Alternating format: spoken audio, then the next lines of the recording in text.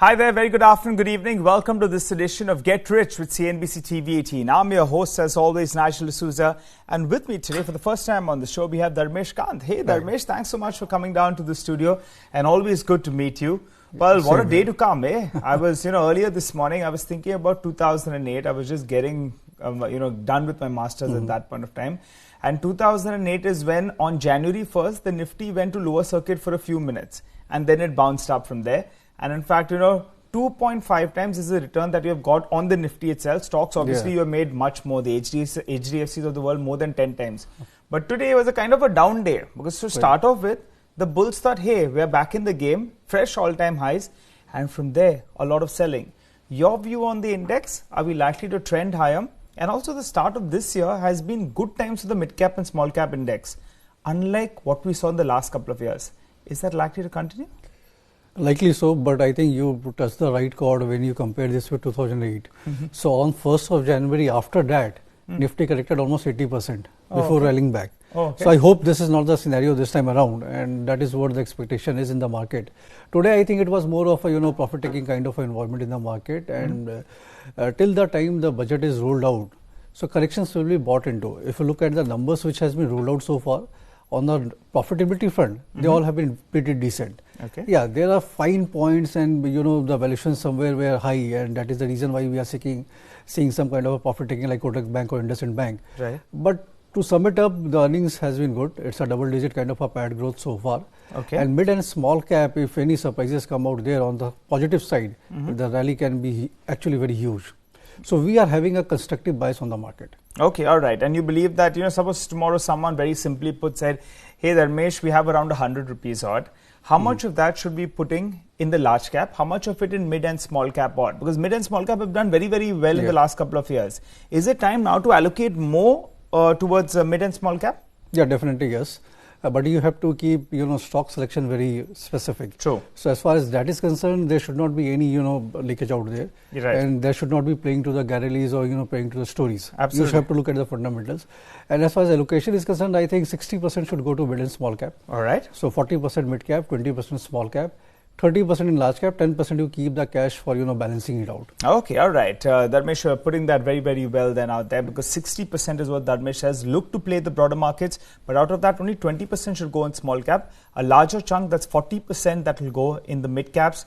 And in the large cap stocks, put 30%, but also keep 10%. In case you get that dip, then you can deploy some money as well. Okay, all right. Let's get straight to answering some queries then. I wanted your view on HDFC Bank. It came out with its set of numbers. After a while, quite disappointing. The stock ended, a bit of a downtick. There were positives in the numbers, but when you trade at those sort of multiples, there was some money being taken off the table. So slippages were a bit concerning. We have Vimal who's asking us, what's the view on Indian Bank? And also on the, on that note, wanted your view on the IndiaNivesh banks or the Kotak Mahindra banks, the HDFC banks. Otherwise, they've been performers. This quarter, not so great. Not exactly. I think even this quarter the numbers were pretty much in line. There was a slight disappointment. Right. The only worry part, which is still very early shoots are there. If you look at the numbers of all the banking space for the last 3 years, it has been the retail segment which has been driving the growth. There was no private capex or corporate borrowing or SME borrowing was not there. For the first time, we have seen whether it was IndiaNivesh Bank or HDFC Bank, they reported retail deceleration in the growth. Absolutely. It was not degrowth, but the growth, tapered a bit. And that is where the concern is. Historically, if you look at 10-15 years, any correction which is there either in IndiaNivesh Bank or HDFC Bank, if you are buying the correction, you are making money at the end of the day. And in a short time frame as well. It's not that you have to wait out for a year or so.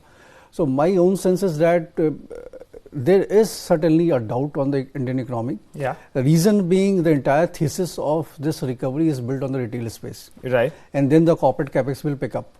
If retail is degrowing or you're decelerating, then there will be a cause of concern for the government of India to tackle in the budget. So that we have to see how it happens. But the players like HDFC Bank, you need to buy it. IndiaNivesh Bank has corrected significantly and now it's available at quite a reasonable valuation. So 1300, 1320 kind of a stock price. You would be a buyer? Yeah, I would definitely be a buyer. So HDFC Bank and IndiaNivesh Bank, they would be the top two on your list? Yeah, definitely yes. I would avoid Kotak Bank as of now. Okay, Kotak Bank is, Mahindra Bank is something you would avoid as of now. And any view on Indian Bank, or you rather stick to these two larger banks, IndusInd Bank and HDFC Bank? Indian Bank, no view out there? Indian Bank, that public sector bank you're talking about? Yeah. So they will be coming out with the numbers on 24th. Right. So I would like to have a look at the numbers, and the merger with Allahabad Bank is on the rolls. Okay. So Allahabad Bank has a very bad asset quality, so that baggage will be there on Indian Bank. So how the ratio is decided, post that we can take a call. Valuations are attractive, no doubt. For the time being though, you rather buy into this dip you're getting on HDFC Bank and IndusInd Bank with a longer time frame. Yes. All right. Okay, Dharmesh, you're putting it quite simply then. Okay, we have a couple of more queries that are coming there. We have, someone who's put in money, Ravi Prakash Singh, I think he's put in money at in the IPO of DMart. Now, valuation-wise, that stock has gone through the roof, but the float is quite less as well. The promoter has been looking to bring the stake down to 75% and has to do it in the next couple of months. What would your advice be to some of these people who have bought it in the IPO, and also someone who wants to take a fresh investment? Is it too expensive? Don't deploy fresh money, but if you have it in the IPO, should you hold it? So from pre-IPO days, the talk was DMart is too expensive. Yeah. And still it's being expensive and the stock is running. The numbers have been great. The last quarterly numbers are 50% plus kind of a profit growth they have given. Right. And this competition they have been able to deliver through all the strategies which they are putting in place on the ground level. Right. So still it's a preferred choice for most of the Indian consumers where the DMart is available. Okay. I do think that this premium will continue. See, the entire texture of this market is liquidity chasing quality stocks. Absolutely. Even in mid small cap, the rally has been, initially it has been into quality mid and small cap stocks. Right. So where, ROEs have been 15% plus and stock price has languished for last 5 years. True. So I would suggest your investor to stick to DMart. Okay. Let's ride it for a year or more. Hold on and ride it. Yeah. I pity those people who got DMart in the IPO and on listing day they got double and they sold. Poor chaps, they would have got 7 times today. What I would have done, I would have, cleared my buying price. That much quantity I would have sold, and balance I would have kept and, ride on the rally. Okay, all right. So that's about DMart. If you have shares, continue to hold on to them. Let's talk about a couple of large caps, and we have quite a few queries that are coming in there. So Karthi is asking us, what's the view on Tata Motors? Everyone gave up at around 120, and out of nowhere that stock just bounced up in trade. And also we have Vinod Kumar Gupta who's asking us why Reliance got beaten down despite good results. Well, Vinod, we'll try to get Dharmesh's view on it. One thing though was the market went into these results very bullish. So in Friday's trading session, Reliance ended at the high point of the day. So today after opening up in the green, we did see some profit booking. And today was the day really of red on the screen. But Dharmesh, your view? Tata Motors at around 200 rupees, 190 to 200 rupees odd. If you were to buy it at 120, 130, fantastic. But this market is very difficult to go out there and catch the bottom. So what would your view be on Tata Motors and Reliance Industries? See, as far as Tata Motors is concerned, there are too many moving parts. So first is the Indian business of passenger vehicles, MSCV, LCV, SCV segment.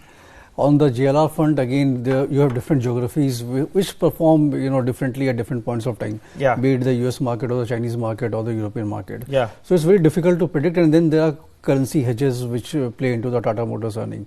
So all those put together, it's a difficult call to make at 200, whether one should be buying or not. My only take is if this scrappage policy comes through on the MSCV segment, though it will be a piecemeal kind of approach initially by the government of India, that would give a big flip to the MSCV segment. Secondly, if the infra project are to be rolled out by the government of India, so 100 lakh crores plus kind of projects they are running out, you will need transportation vehicles to carry out their infra projects. So that would again be a flip to the MSCV segment, which has been languishing for last 1 year. True.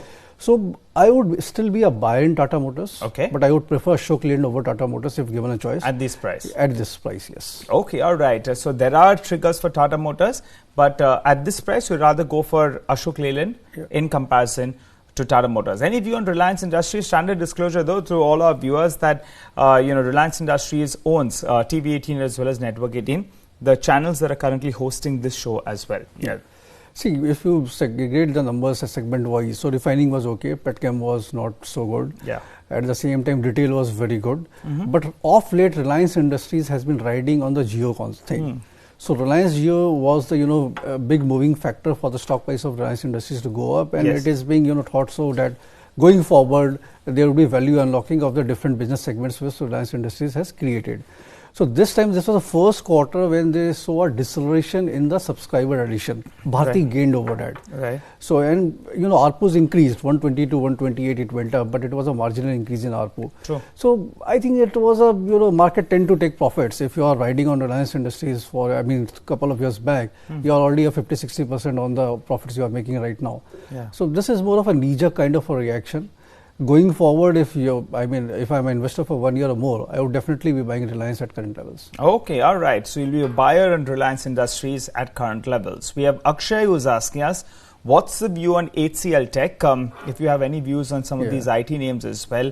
Today, HCL Tech, had a weightage only for around 1.5% on the index, but the numbers look pretty good, and the valuations as well are supportive. But yet the stock got sold into.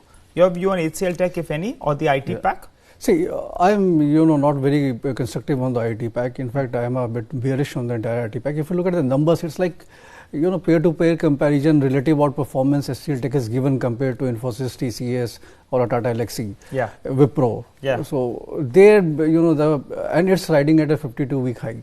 Right. So the valuations are low, but the margins are low compared to that of TCS. Right. So that discounting has been given to the stock price. Okay. But going forward, I don't see there would be a major pickup in the US economy from where these companies source their primary business. 60-70% come from overseas businesses. Okay. And rupee would be more or less stable. So currency advantage won't be there. It may be a trading blip you can get here and there. So if I'm a holder of HCL Tech and I intend to say 15 or 20%, if I'm not getting that, I won't be investing in equity market.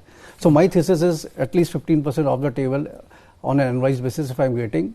The probability is high, then I would be investing in a stock. Okay. So it doesn't merit a buy out there, the entire IT segment. So you're saying that the IT pack gone are the days, when we saw close to a decade ago, when you had, the entire IT pack that was delivering good revenue returns, good growth. Now growth is not there. It's all about the cash balance, how much kind of margin income, maintaining the balance. Rupee can depreciate. So in short, you're saying that, hey, you're not very, very bullish, or you would rather not buy IT stocks at these initially levels. It was a software development phase, software implementation, then it came digitization. Yeah. Now everything is digital and everything has artificial intelligence built into it. True. So any product if these guys are selling, all these three factors are there.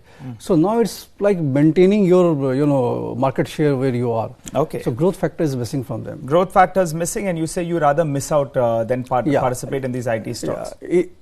See, I will look at it when there is a correction. If they correct 10-15% from current levels and the market seems volatile, then these are the safe levels. Correct. To park your money. So it's more of a trading play rather than an investment play. All right. If things get jittery, then time to allocate some money to these defensives. Definitely. Okay. All right. All right. We have a lot of queries coming in there. We have Ravi who's asking us about BEML. We had a query that came in on Idea Limited. I don't know, Dharmesh, if you have a view on that one. And also we have another query coming in on Finolex Industries. So BEML, Idea Limited or Finolex Industries. Any of these stocks you're tracking? See, Idea I used to track, but I think there's no revival of that. And already stock price is reflective of what has gone wrong. So the type of debt they are sitting on and the type of environment they have to operate, it will die a natural death. So you're not from the telecom pack, but if you're not playing Idea, would you look to play the other two? Reliance you are positive on, but that's a quasi kind of telecom. Exactly. Yeah. So you rather play Reliance if you have to play the telecom. I won't be playing even Bharti as well. Though the stock price is gaining traction, but I would give it a skip. Okay. And BEML is more of a budget play. Every year when the budget is being rolled out, there are stories being built around it. Yeah. And then the government of India diluting its stake to raise capital. So to raise fund for themselves. So these are the two factors which are driving BEML. But if you look at the budget, when initially the announcements are there, the allocation which should go to the sector, and eventually by the end of the year, which comes into the kitty of BEML, there is hardly any allocation. So be it a wagon construction of railways or defense or heavy vehicles. So none of the places they gain traction. Okay. So if it's just a trading play, one can take a technical punt. Otherwise, I would give it a skip. Okay. Finolex Industries, I don't track Nigel. Okay, all right. Then, so BEML also you rather skip at current levels, too volatiles in terms of news. Okay, we have another query coming in on Reliance Nippon NAM. There's a smaller stock that people are asking about, Saint Gobain. I'm not too sure whether you track that one. And we have Vaibhav who's asking about Avanti Feeds as well. Any of these stock you have a view? Yeah, as far as Reliance Nippon is concerned, the stock price has already been a multi-bagger in the last 6 months from 200 odd rupees, and it has climbed up. Still there's a value in it. Okay. So if he's a holder of 2 to 3 years, so entire the asset value unlocking has still not been discounted into it. Right. So the investor should be holding into it, and I expect at least 20% kind of a CAGR on stock price for next 3 years going on from here. So Reliance Nippon, hold on to the stock. Saint Gobain, any view out there? It's a smaller stock. I don't know whether you track it. Saint Gobain I don't track. Avanti Feeds I do track, and it again there's a scarcity premium where this segment the company operates. So it has run up quite a bit. The last couple of months, I think the stock price has rallied handsomely as far as Avanti Feeds is concerned. But again, the company also saw a steep price correction a year and a half back. So if the person is a holder of 1 or 2 years, can hold on to it. Yeah. And the product, the Annamalai fish, shrimps which they are selling, it's getting huge traction in the Middle East. They have been able to compete with Indonesia and Thailand on that. Right. So I think stick on to Avanti Feeds as well. Okay, great. All right, Dharmesh. Well, we have a lot of queries coming in on Kotak Bank. Just to tell all our viewers out there, Dharmesh had 2 banks that he's interested in. One is IndiaNivesh Bank and HDFC Bank. Both of them have given you a dip. Dharmesh says if you're a longer term investor, you should be looking to build your portfolio for the next couple of years. You should definitely at least be buying into this dip. And Kotak Mahindra Bank, Dharmesh says he'll give it a bit of a skip, till he gets better clarity in terms of various question marks. Well, Dharmesh, it's that part of the show where we throw in an open question to you, whether you have that one such stock or a couple of stocks that you would recommend, either a basket of stocks, a particular sector, that you believe that investors can buy from around an 18 months to 24-month or time horizon. Yeah. And their capital can get, a little bit protected and they can make some money as well. Do you have any such stock in mind? I think 2 clear basket which is there. One is of public sector banks. Okay. So I think you would be a buyer in this. You believe valuation wise it's quite attractive now. Yes, very attractive. And what would you buy out there? So I would buy Canara Bank. Okay. I would buy Bank of Baroda. Okay. And PNB. Okay. These 3 banks I would be buying. I would give SBI a skip at current levels. Okay. And the other basket which one can look at is automobiles, especially the 2-wheeler space. So Hero MotoCorp looks very attractive to me. They have plans of rolling out EVs, and Bajaj Auto. All right. So contra play. You are going in for Hero MotoCorp and Bajaj Auto. Both of them you believe will do well. And from the PSU banking list, you said Canara Bank. You'd go for Bank of Baroda. Right. And the third stock was? PNB. PNB. All right. So let's get both those two baskets up for you on the screen. Dharmesh believes that if you're looking at an investment, then these two could be interesting baskets to allocate some money to. Well, Dharmesh, have answered quite a few queries as of now, but we're still getting, we have a query that's coming in on Canara Bank, and Dharmesh is quite positive. So good on you, mate. You have just thrown us the query, and Dharmesh says he likes that. So if you have an 18 to 20 month time horizon, then Dharmesh says that he would be a buyer on this stock. What about ITC, Dharmesh? Any view out there? It used to be smoking hot. Everyone's hoping that it's going to be smoking hot someday. Right. But the last 5 years, the giant has gone to sleep. Any view out there on this stock? I think it's not really fair. People compare ITC with other FMCG stocks. But, the business itself are very different. You'll say that ITC is cheap at 20 times or sub 20 times and everything else is trading at 50 times. But ITC is getting most of their money from cigarettes, right? So how can you compare it with an HUL or a Marico or a Dabur? But your view on ITC? So there's always a regulatory hang on ITC as far as cigarette selling is concerned. And there's always a fear that government would be levying taxes to raise their revenue. But the underlying ground reality is that the volume growth has been there in cigarettes. So 50% of our top line comes from cigarettes, but 80% of the bottom line comes from cigarettes. So balance the portfolios of ITC has not been doing well, and that is the reason why it's trading cheap compared to other PSUs. I mean FMCG basket. It's trading cheap for a reason. That's a reason, and the reason is other segments are not contributing. Even if you look at ROE basis, HUL gives you 70-80 kind of an ROE. ITC ROE is only 25%. So the food division or the confectionery division, paper division, agri division of ITC, even the hotel division has not been delivering profits or cash flows to ITC. So that has been pulling it down. That's the problem. Okay, all right. So you rather avoid ITC at these levels? Given the current market scenario where we are, I would take investment bet on ITC for 15 to 20% kind of a return. Okay, all right. Dharmesh, well, thanks so much for joining us on the show. We have gone through a lot of queries. Just as we wind down on the show, Dharmesh says that it's time to be brave. Maybe this could be the year for those mid and small cap companies. So maximum allocation he would be giving to quality mid cap stocks, some allocation to small cap stocks, and also he says keep that exposure going to large cap names, and a couple of them that he likes in the Nifty pack itself. A couple of banking names that have given you a dip, IndiaNivesh Bank as well as HDFC Bank. Well, thanks so much for joining us on Get Rich with CNBC TV18. Dharmesh, thanks so much for coming down. We hope to see you more often on the show as well. Always. Well, wishing you all a pleasant Monday evening, and catch you same time, same place next Monday.